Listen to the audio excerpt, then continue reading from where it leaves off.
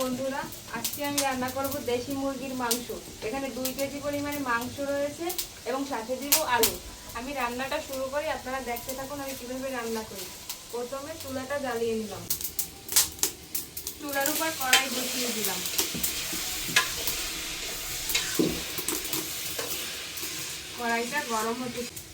কড়াইটা গরম হয়ে গেছে। এখন আলু ভাজার জন্য দিয়ে দেব সরিষার তেল।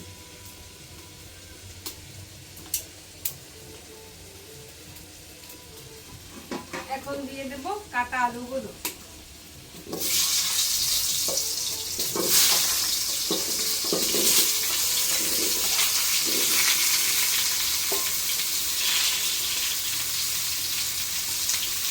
আলুগুলো ভাজার জন্য দিয়ে দেব পরিমাণ মতো হলুদ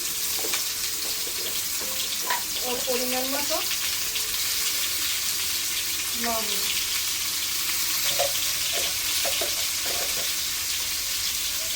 এখন একটু নেড়ে দেব।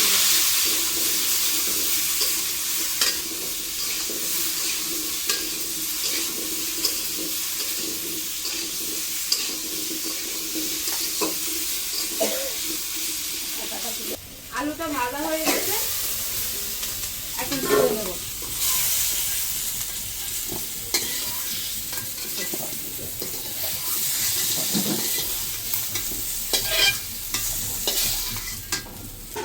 এখন মাংস রান্নার জন্য আমি দিয়ে দেব সরিষার তেল।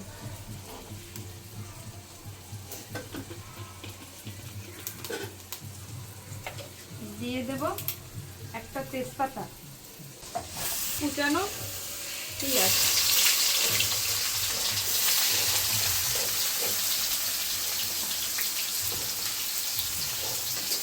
পেঁয়াজটা একটু লাল লাল করে ভেজে নেব।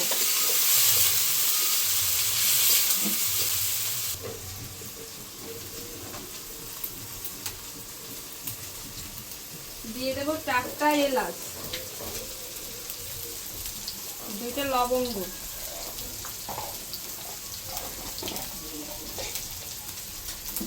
ও 3 টুকরো দারচিনি।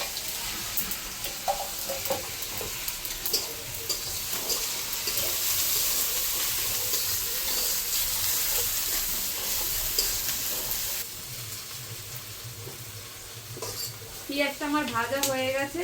এখন দিয়ে দেব রসুন বাটা পরিমাণ মতো।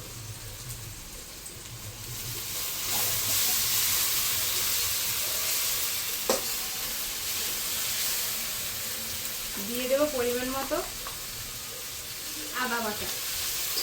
আমি একটু ভেজে নেব আদা রসুনের কাঁচা গন্ধটা যাওয়া পর্যন্ত। রসুনের কাঁচা গন্ধটা চলে গেছে, এখন আমি দিয়ে দেব অল্প একটু জল। এখন আমি বাকি মশলাগুলো দিয়ে দেব। দিয়ে দেব পরিমাণ মতো জিরা বাটা, পরিমাণ মতো ধনিয়া বাটা,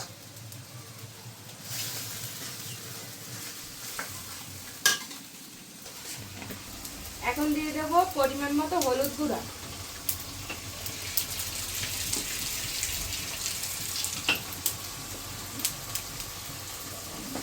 পরিমাণ মতো মরিচের গুঁড়ি। ঝাল আপনারা যে যেরকম খান কম বেশি সেরকম নেবেন। এবং দিয়ে দেব পরিমাণ মতো লবণ। এখন একটু ওই মশলাটা ভালো করে কষিয়ে নেব। এখন মশলাটা আমার কষানো হয়ে গেছে, এগুলো উপরে উঠে আসছে। এখন আমি দিয়ে দেব কেটে রাখা মাংসগুলো। এখন একটু নেড়ে চেড়ে দিব।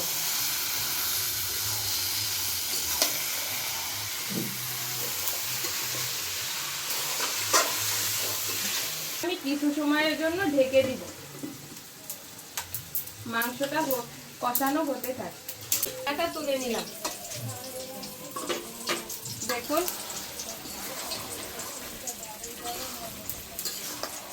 আমার মাংসটা কষানো হয়ে গেছে। এই যে দেখুন কত সুন্দর কষানো হয়েছে, মাংসটা সিদ্ধ হয়ে গেছে। এখন আমি দিয়ে দেব গরম জল। পরিমাণ মতো গরম জল দিয়ে দেব।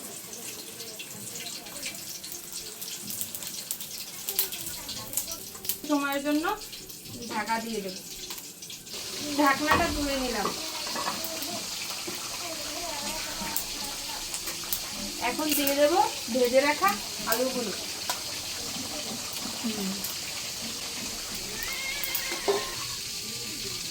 আবার কিছু সময়ের জন্য ঢেকে দেব।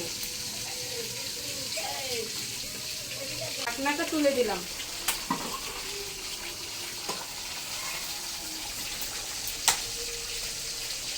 দেখেন আমার মাংস রান্না প্রায় শেষ। এখন দিয়ে দেব গরম মশলা বাটা, জিরা, এলাচি, দারুচিনি ভেজে বাটা।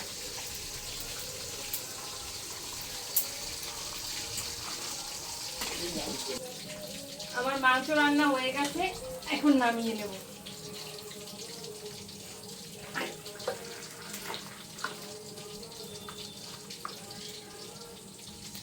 আমার রান্নাটি কেমন হয়েছে দেখুন। আমার রান্নাটি যদি আপনাদের ভালো লেগে থাকে তাহলে লাইক করবেন, কমেন্ট করবেন, সাবস্ক্রাইব করবেন এবং সবসময় আমার পাশে থাকবেন। সবাইকে ধন্যবাদ।